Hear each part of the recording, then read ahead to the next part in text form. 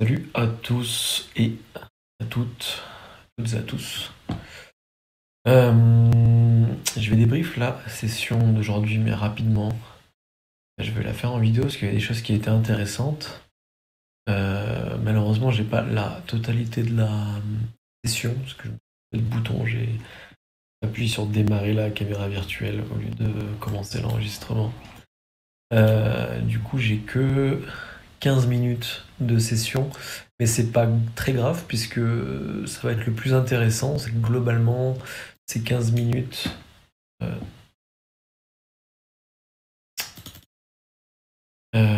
Ces 15 minutes. Oui, je disais, pardon, ces 15 minutes. Ça commence à partir de. Oui, c'est ça, j'ai pris une pause. J'ai passé mon call et je me suis rendu compte que c'est pas 40K jusqu'à 57. Donc juste avant les annonces éco, aujourd'hui on avait deux annonces éco importantes, je me rappelle plus, c'était vente au détail et confiance des consos, je crois, qui était relativement bonne. Et l'immobilier aussi, je crois, vente des logements neufs. Mais bref, pas hyper important. Bien que ça ait son importance dans la mesure de l'inflation américaine. Et j'ai pas trop aimé cette session-là, alors relativement correcte. Le problème étant que j'ai trouvé que certaines choses n'étaient pas très propres, je me suis fait surprendre sur ce trade-là. Alors je sais pas, il faut que je détermine à 15h56, on va regarder ça ensemble, si ce que j'ai fait c'était du scaling ou si tout simplement je pense que je me suis fait surprendre et je suis rentré juste dans du Moyen-Âge.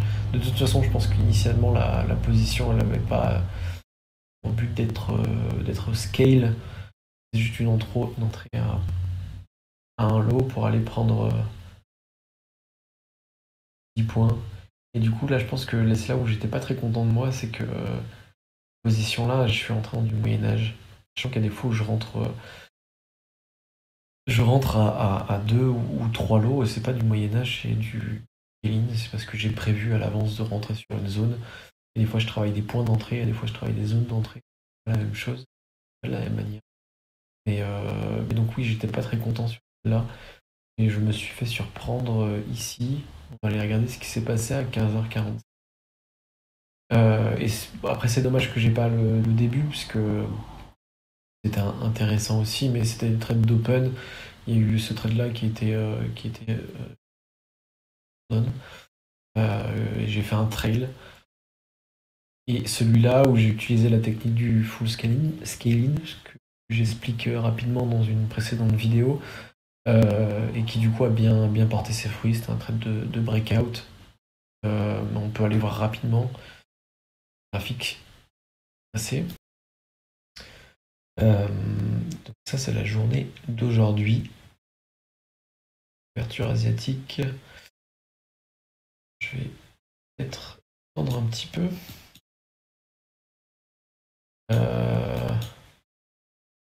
Globalement, pour ce trade-là, moi je suis rentré ici pour le breakout. On est venu, ce sera peut-être plus parlant sur un graphe d'études.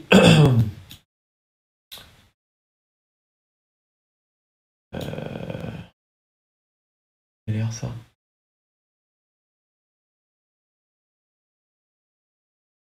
Ça c'est l'open. On avait un open vraiment très balancé.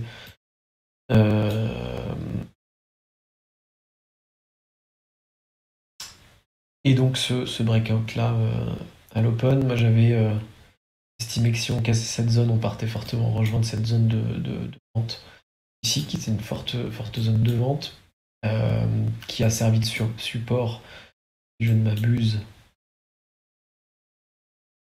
à maintes reprises, qui était une zone de support ici, ici et là. Je crois qu'on la retrouve après un peu plus tard, un peu plus tôt, ici et ici.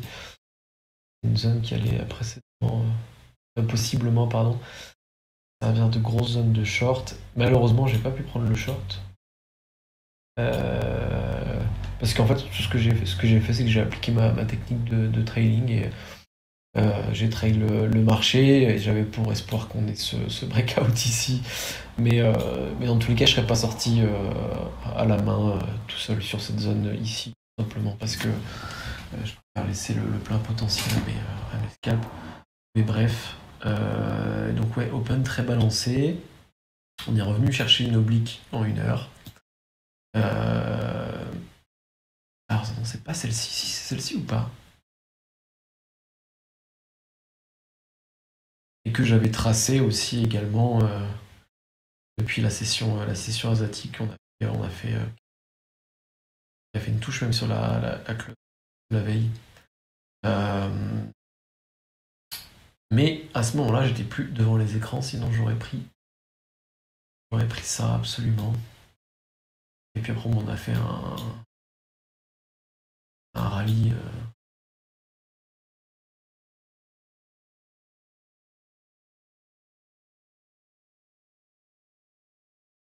Bref.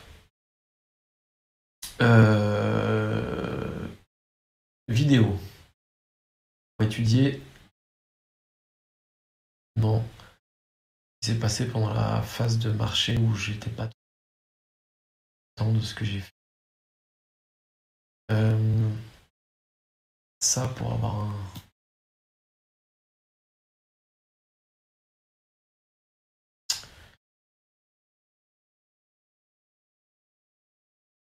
C'est à 15h45.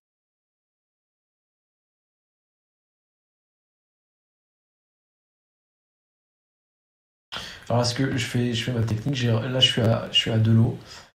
Ma technique de scaling, alors c'est une qui est voulu. Je pense que j'étais pas confortable avec ces deux lots sur cette position. On voit que ça oscille entre ces deux points.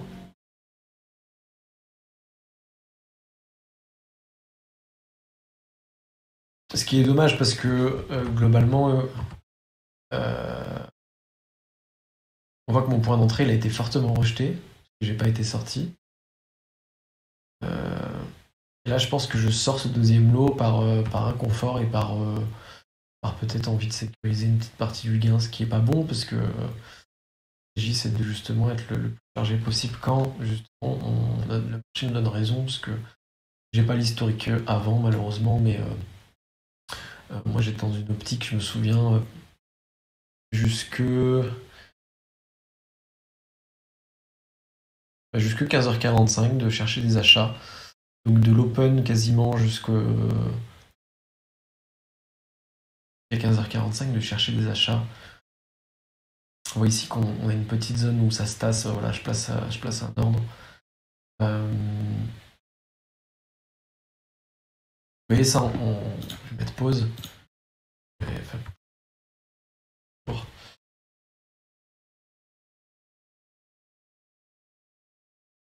Il y a une grosse correction baissière. On va regarder ce qui se passe, c'est intéressant. Juste en termes de setup, de dynamique, si vous faites des petits scalps, bien évidemment, ce qu'on va voir là, c'est pas une entrée qui va donner lieu à 40 points. Ça peut, bien évidemment, si vous faites un joli trail et que vous avez une vue plus longue avec d'autres niveaux et tout, etc. Mais si c'est pour juste prendre des petits scalps de 5 ou 10 points en essayant de garder des ratios assez intéressants,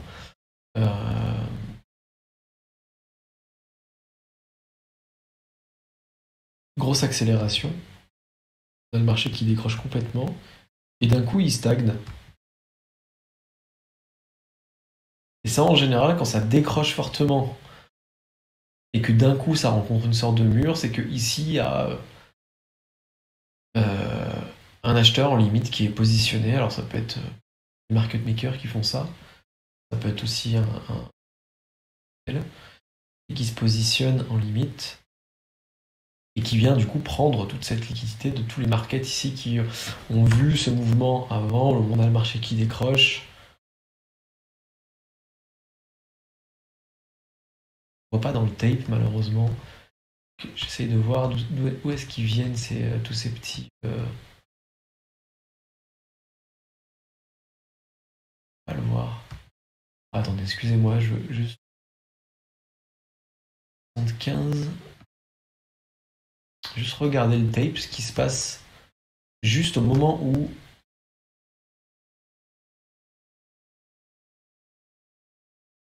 on tombe contre le mur de liquidité là.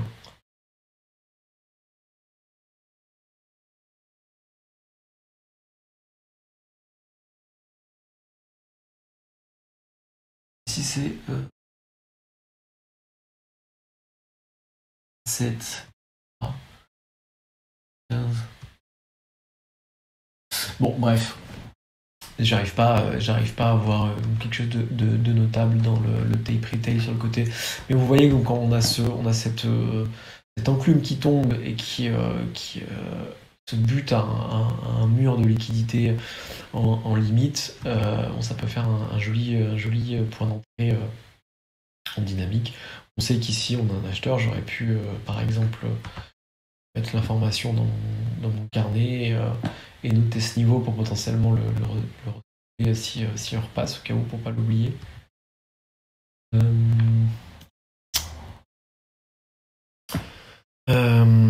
Du coup, où est-ce que j'en étais? Pardon, j'ai eu un petit problème de son. Donc oui, j'expliquais ici que c'est un setup de dynamique assez intéressant. Bien évidemment, on va pas rentrer juste parce que on a ces vendeurs qui rencontrent un mur de liquidité. On va attendre aussi qu'il y ait des acheteurs qui reviennent. On va attendre que justement on puisse constater ça dans le tape. Le tape, le big tape, ou le tape retail, de préférence c'est les middle tape et les big tape. Les tape retail en général on les regarde pas trop, c'est juste pour voir justement s'il y a des retails qui se font stopper, qu'il y a des poules de liquidité qui sont déclanchées ou qu'il y a peut-être une accélération dans le flux d'ordre. Ou le trade suivant. Ah.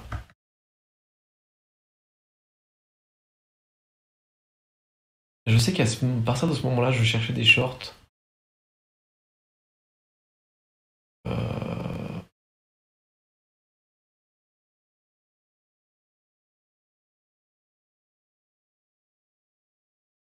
C'est pour ça que c'est intéressant aussi de s'enregistrer en session et pendant la session. Alors c'est un exercice qui est très difficile à faire. Moi, je loupe plein d'occasions. Typiquement vendredi dernier, quand j'ai regardé ce que j'ai fait, je me suis rendu compte que je parlais, j'expliquais certaines choses et du coup, je loupais. C'est le jeu aussi, ça agréable, ça permet d'être un peu plus patient. Mais c'est intéressant de pouvoir expliquer en live ce qu'on fait, parce que moi-même des fois le soir quand je review, et ben là ce que je fais typiquement, je sais pas pourquoi certains ordres ont été placés ou certaines manips ont été faites. Donc je cherchais des shorts normalement à partir de ce moment-là.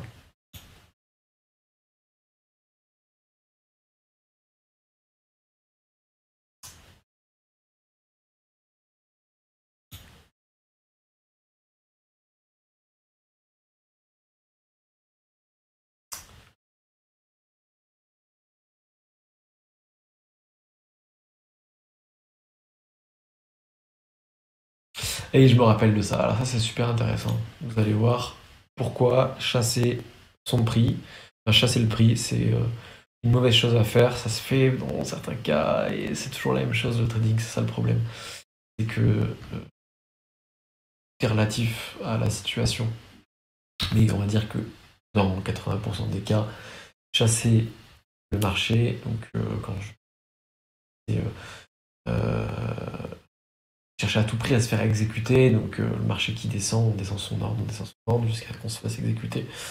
Pas une bonne chose, et voici. Donc, j'ai une entrée souhaitée ici à 43,25. Je vois le marché qui me donne raison immédiatement. Ouais. Ah, c'est ça. Je vais faire depuis le début. 43,25, première réjection.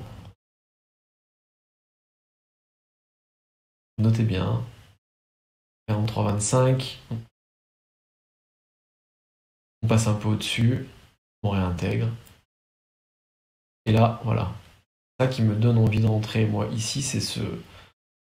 On ne veut plus de ce prix-là, ni ce qu'il y a au-dessus. Ce qui est une information sur l'instant présent qui va vraiment dans le sens short, quoi. C'est grave pour les acheteurs ici qu'on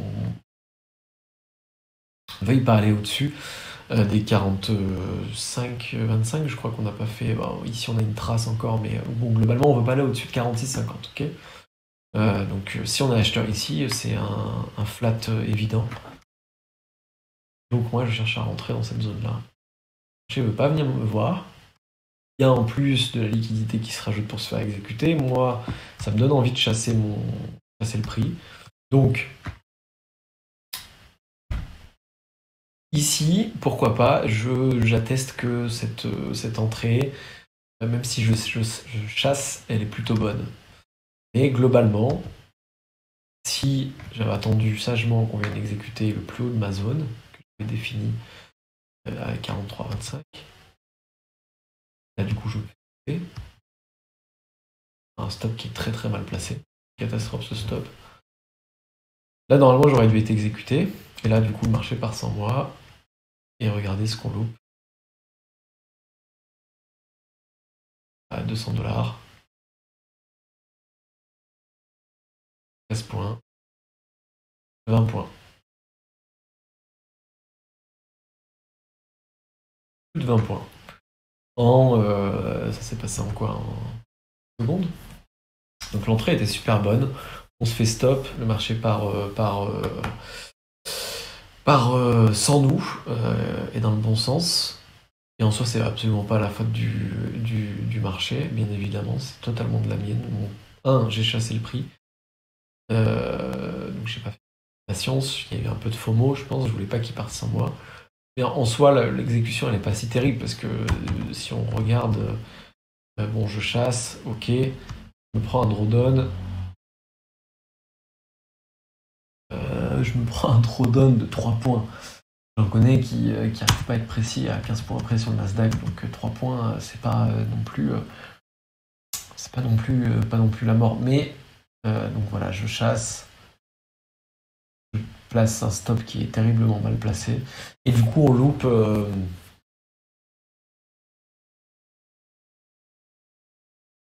On va pas dire que on loupe le trade de la session, puisqu'on a fait un peu mieux avant, mais on loupe le trade de la séquence. Ce qui est sûr, c'est que la séquence de 45 à 57, elle aurait pu être un peu plus jolie grâce à ce trade. Et du coup, encore une fois, le même setup de dynamique où on a ce marché qui descend. On va le refaire depuis le début, je suis désolé si c'est un peu saccadé, mais voilà. Accélération de 43,25 jusqu'à 20.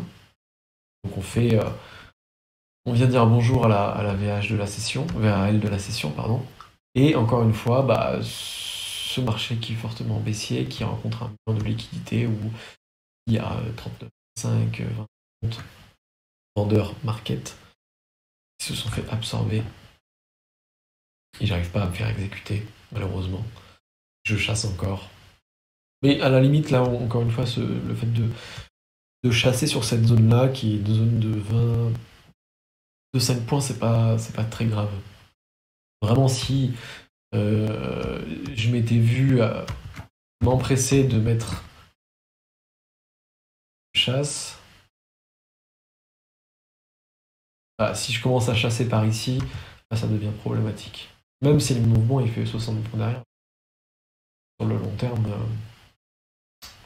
c'est pas bon du tout de faire ça, vous garantissez pas du tout les meilleurs prix. Et rappelez-vous que vous êtes des investisseurs, des commerciaux, et vous cherchez toujours à avoir le meilleur prix. C'est comme si vous alliez à Rungis et que vous achetez vos oranges pour les vendre dans votre épicerie, vous cherchez pas, vous cherchez à avoir le meilleur prix pour vos oranges, quitte à ne pas en acheter. Même principe. Bref. Setup de dynamique, pareil, on est encore autour du POC, que ça va tergiverser. Je peux faire image par mieux. C'est sympa ça. Ça va bien. Bah, sur VLC, petite astuce, que c'est plein de conseils cette chaîne YouTube, vous appuyez sur E, ça fait d'image par image, et les briefs carnets, c'est hyper important pour le faire. En général, je fais des ralentis, moi, mais... ça parle, mais...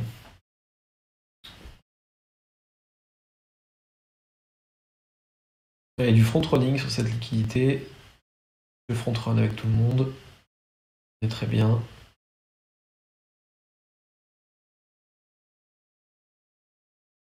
BE, comme très souvent sur ces marchés, j'essaie de rentrer. Je préfère largement me faire BE que maintenir ma position et me prendre un style blanc. À louper des occasions. C'est un style... on ne sait pas forcément de faire ça, je donne pas de conseils, mais... vraiment ok avec ça. En fait, personnellement, je sais que ma psychologie, elle a vraiment du mal à accepter le fait d'être gagnant dans un trade. Même là, on était plutôt bien, hein. On fait 5 points, un peu plus de 5 points en ligne droite. Ici, moi, je peux pas tolérer l'éventualité. Il préfère toujours nous sortir notre trail plutôt que notre TP. Manque de réactivité de ma part. Bref, je m'éparpille comme d'habitude. Donc oui, je préfère, psychologiquement, je trouve ça vraiment tiltant d'avoir un trade qui part relativement gagnant et qui du coup finit en perte. C'est quelque chose que j'ai du mal à accepter, et du coup, faut adapter certains patterns de sa méthode, de son fonctionnement sur les marchés, à sa psychologie. Donc, je laisse très rarement les trades gagnants devenir perdants. Malheureusement, on n'est pas exécuté. Tiens, peut-être, ça me... J'ai eu quelqu'un il y a quelques semaines qui avait énormément de mal avec les trades qui n'étaient pas exécutés. Je l'entendais très souvent quand on faisait des sessions ensemble.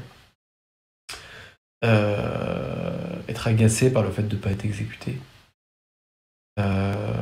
Sachez que ne pas être exécuté sur le marché, c'est une bonne chose, bien évidemment. Il y a comme tout dans ce milieu-là, il y a un équilibre à respecter, mais un bon trader a à peu près un taux d'exécution de 50-60%. Ça veut dire qu'il y a 50 ou 40% des trades qui ne sont pas exécutés, des lots qui ne sont pas exécutés. Quand je parle taux d'exécution, c'est le taux d'exécution à l'entrée, pas à la sortie. À la sortie, ça c'est autre chose. Et à la sortie, il vaut mieux avoir un taux assez élevé quand même, puisque c'est un problème dans le sens où si vous avez un taux d'exécution bas ou en sortie, c'est-à-dire que vous cherchez trop à grider ou... oui, c'est ça. Vous cherchez trop à grider et que du coup, vous rendez pas mal de latent. Si vous mettez des stops, bien évidemment. Si vous êtes en trail, vous exécutez tout le temps normalement. Et donc avoir un taux d'exécution où on a la moitié de ces trades qui sont pas exécutés, c'est normal, donc c'est pas une raison de tilt, au contraire, c'est une bonne chose, c'est un bon indicateur que votre trading est sain et que vous avez très souvent les meilleurs prix. Au contraire, avoir un taux d'exécution trop important, trop élevé, c'est l'information que vous cherchez pas à avoir les meilleurs prix. Là où sont les meilleurs prix, c'est là où en fait personne ne veut. Y a trop peu de monde pour acheter ou pour vendre. C'est déclencher le déséquilibre de marché.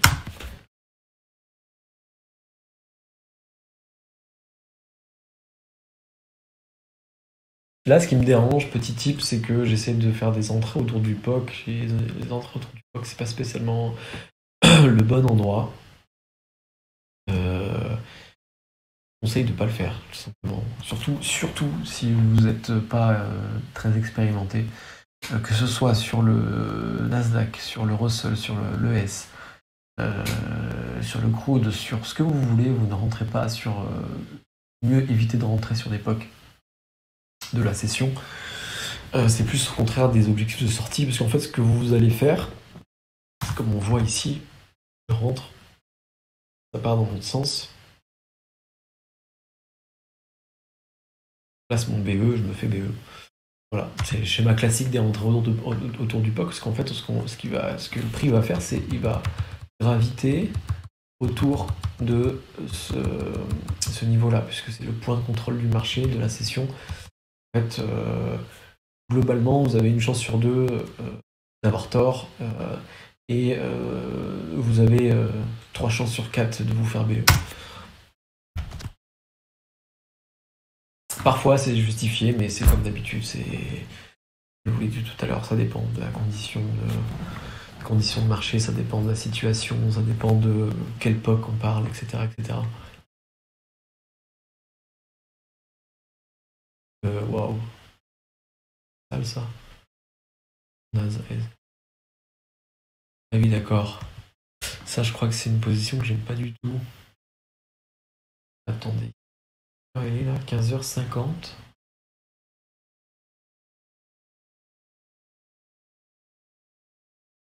Et du coup, je rentre un deuxième lot sur le point de contrôle. Ouais, c'est naze. En soi, le deuxième lot sur le point de contrôle, même si encore une fois, rentrer sur les points de contrôle, c'est pas spécialement les meilleures entrées, loin de là. Il me dérange pas, ce qui me dérange, c'est. Je pense que ça a choqué aussi que vous soyez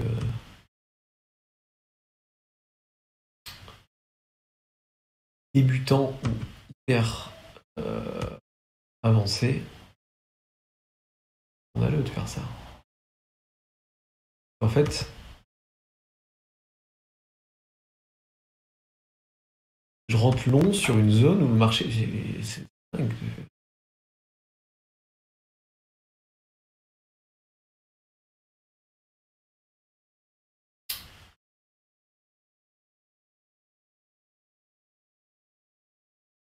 Ouais, peut-être là, ça peut être typiquement le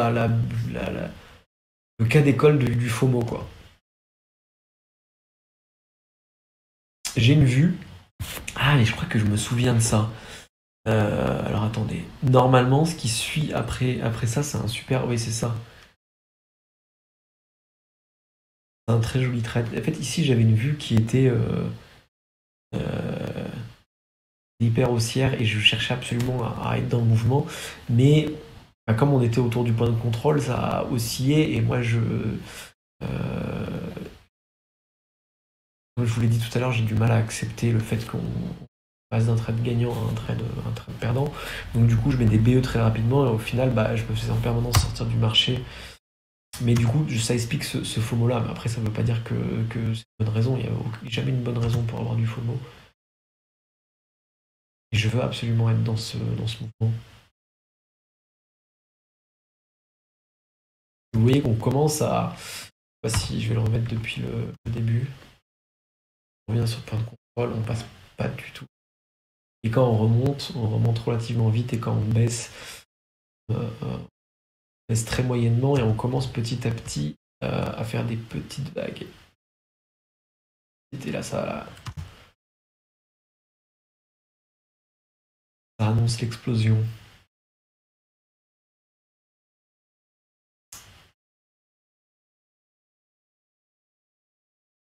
La liquidité qui arrive, va exécuter, le marché comprend que ça ira pas plus bas. Normalement, j'aimerais bien me voir rentrer un deuxième lot. Et c'est ça, je me suis dit, je rentre un deuxième lot, ça je m'en souviens, j'ai pas eu le temps de le placer.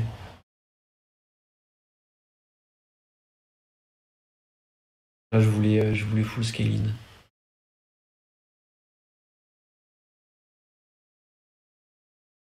Et voilà.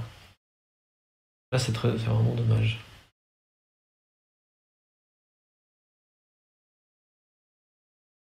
Dommage ici. Erreur.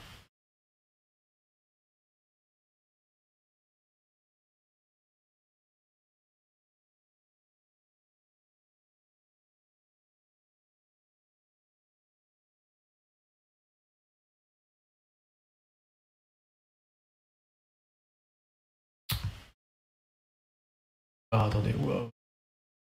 C'est passé là.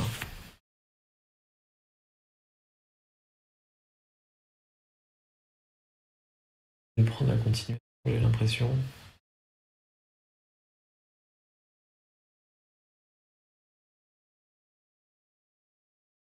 La seule chose qui me gêne à chercher des achats ici, je sais pas vous, mais on est proche de la zone qui a été fortement rejetée et qui a servi de point d'entrée à beaucoup de vendeurs. En fait, même si c'est vrai que l'order flow ici nous dit clairement de rentrer long, alors pas maintenant, mais avant, quelques 30 secondes avant, il nous disait d'entrer long.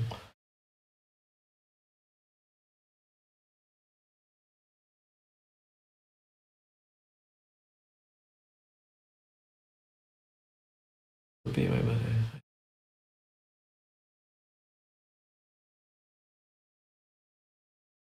et là, ouais, c'est vrai que je suis pas très content de cette session, c'est qu'il y avait des choses qui étaient quand même relativement pas propres, quoi.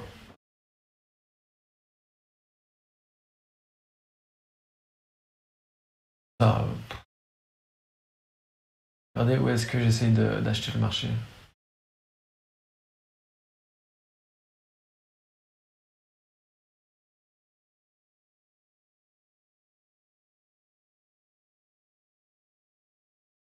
Est-ce que vous voyez le stop qui va arriver là? Là ici c'est une entrée assurément. Là ouais, là on voit que je me prépare au breakout.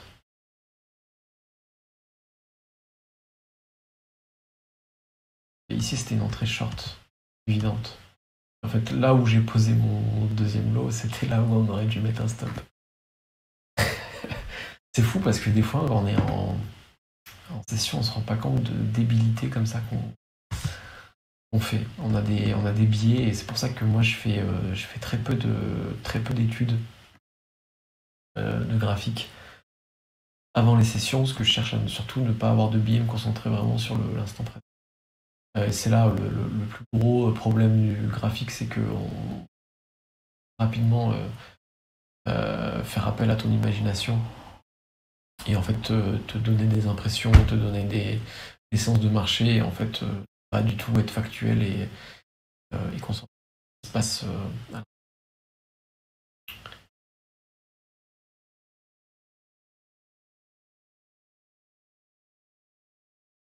Là, j'ai rendu de l'argent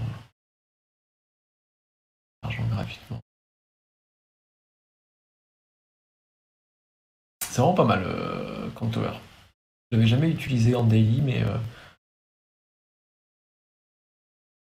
en ce moment.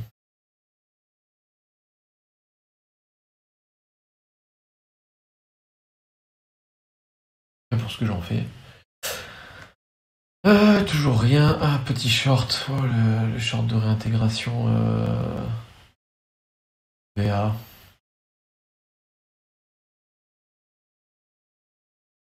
Pourquoi pas, en vrai. Ok avec ça.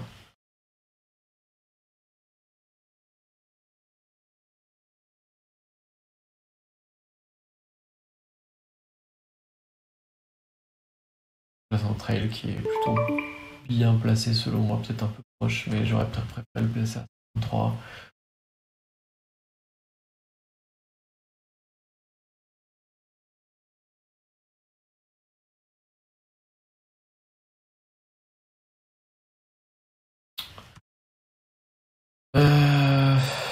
Ah oui, et donc du coup on en arrive au trade fatidique, 56. Ok.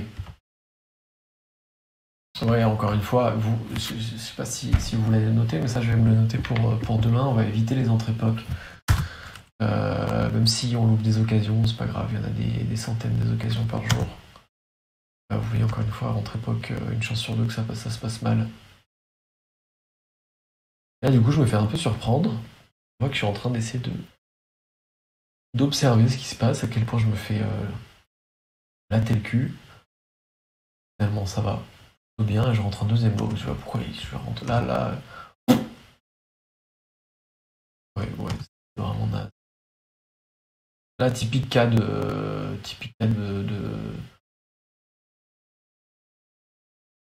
dirait que c'est un Moyen-Âge conscient et contrôlé, quoi. Initialement, j'avais pas spécialement J'avais pas du tout même pour objectif de rentrer de l'eau sur la zone. Prendre une continuation, on passe en dessous du POC, on crache 20 points et puis ensuite on rentre long. Ça c'était le plan de base. Et là ici je me retrouve à me faire surprendre par le drawdown et au lieu de...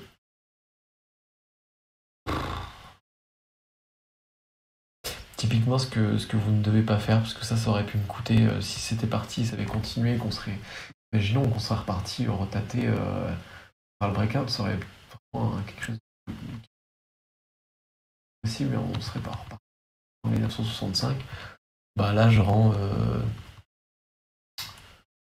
en un trade que j'ai pris sur les 10 dernières minutes, quoi. Voire même plus. Peut-être pas parce que j'aurais réagi quand même, j'aurais flat, mais les qui a coûté cher.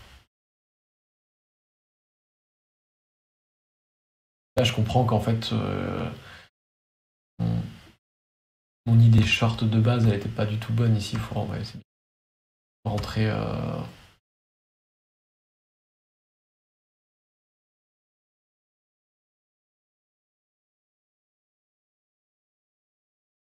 je me fais surprendre. J'essaie de full scaling là pour justement aller revoir ces 60. J'arrive pas à fermer. Je peux pas me prendre. Si. Oh.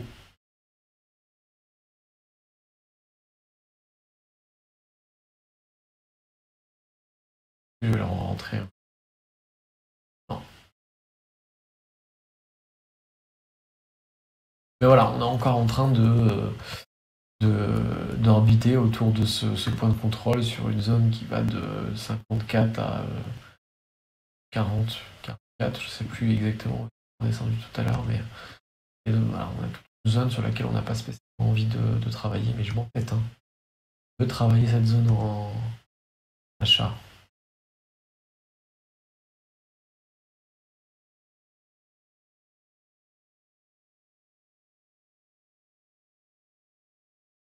Ouais, bon, il est très faiblard, mais je pense qu'il est plus bon. J'ai pas trop envie de le revoir, mais ouais. Un peu d'entêtement autour du POC. Ça sera le titre de la vidéo. Et le bilan de cette session, c'est ne pas s'entêter autour d'un POC. On travaille le POC une fois pour une raison qui est ultra valable, et il faut avoir un setup A+, pour travailler le POC, sinon on ne le fait pas. Demain, je vais essayer d'appliquer ça. C'est le résultat de cette session, c'est que donc on travaille le POC, on travaille pas le, on travaille plus le POC, sauf qu'à wow. L'ES en ce moment, c'est une catastrophe. Hein. On travaille plus le POC, on trail correctement et on ne moyenne pas. Après, en général, ça m'arrive rarement. Donc ça va, c'est pas, je le note, mais c'est pas. Je ne punis pas sur ce coup-là. Et après, il y avait l'annonce. Et ben voilà, j'espère que ça vous aura intéressé. Moi, ça m'a intéressé personnellement. J'espère que vous aurez des petites infos qui pourront peut-être vous servir dans votre ligne perso reste de la semaine. Et du coup, bah, moi, je vous dis à plus tard. Et je vous souhaite une bonne session pour demain et pour le reste de la semaine. Ciao, ciao.